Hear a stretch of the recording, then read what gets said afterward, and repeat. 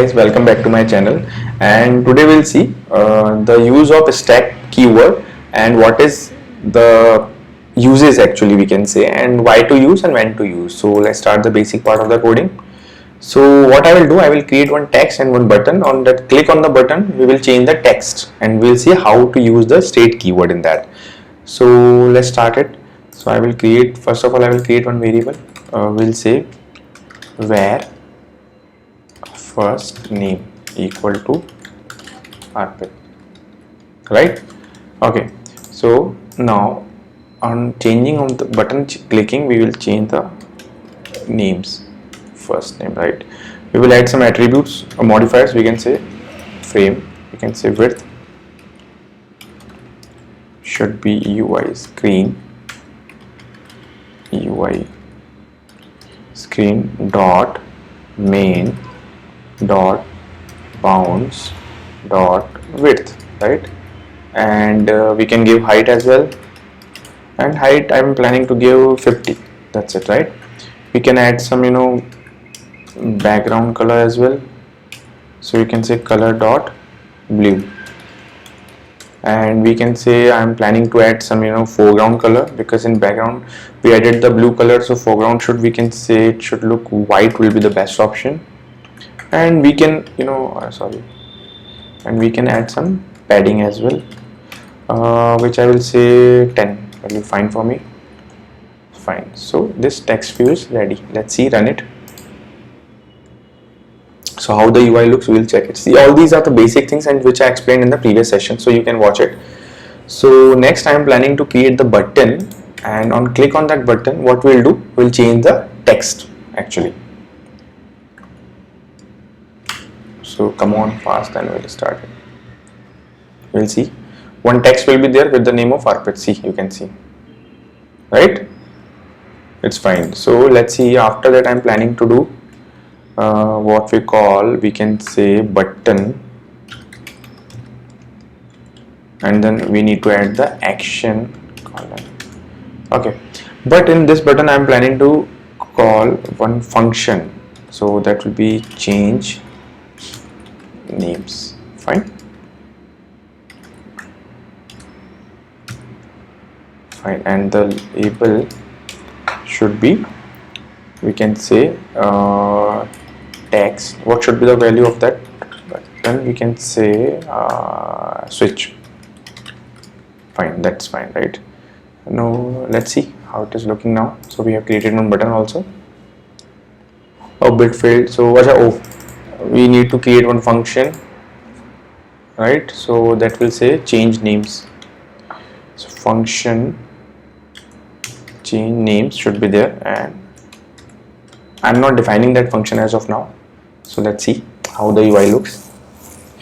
Why it is getting failed? Change names. It should not be inside that actually.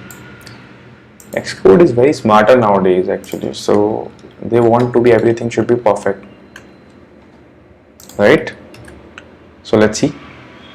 What is this here? Function declaration and return an object type, and okay, so what it want, I will say, okay, let's complete this now because it won't allow me to proceed further. So let's see, name equal to, I will say Ray.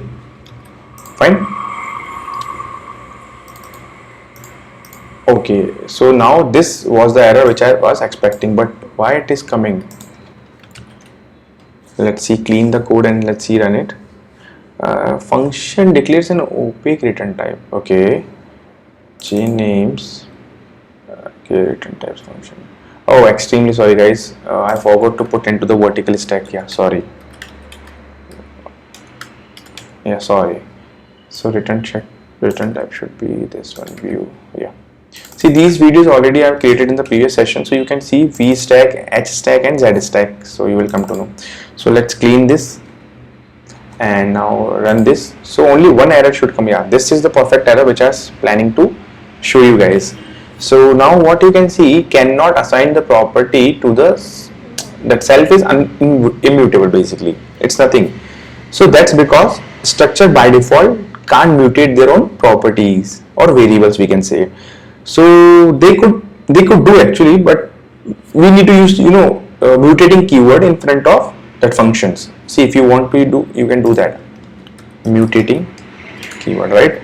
So this error will go, but some other issues will come, but this is not our actually really concern what we need to do, right? Our requirement is different, so we can play around with that. So now this is the picture where state keyword comes.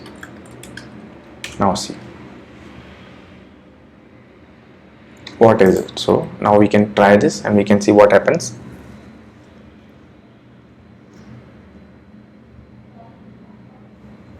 So we will come to know what happens actually. So this is nothing, it's like a button. Click on this button, we are calling this function and changing the name. That's it. Now click on this, it will say array, right? Okay, now what does that new keyword do actually and why it is good? See, what happens when the state update, the view invalidates all the appearance and update itself actually. You got it, right? It basically means, actually it's nothing, it's not a very big rocket science, it's nothing simple. It basically means our view which is in our body. You got it, right? This view which is in our body variables will be re-rendered actually as soon as the state change variable of that, right? So state keyword in the front of that, we can put the state keyword and we can see the state change and it will go to the re-rendering process. You got it, my point, right? It's easy. So now we will do some more things. Actually more means like we can create an array, or we can say, let's make it more super. So we can say, we can add some array, we can say John. Okay, John is there, and some we can say add it 2 3 5 6. That's it, right? And John 1 2, we can say 3 4 and 5, we can say, right? Now I want to assign the random values from the list actually. So we can say list dot random elements, and yeah, if it is not there we can say empty string. It's like, okay, that wrapping and unwrapping you guys know. Okay, so now we'll see and run the program.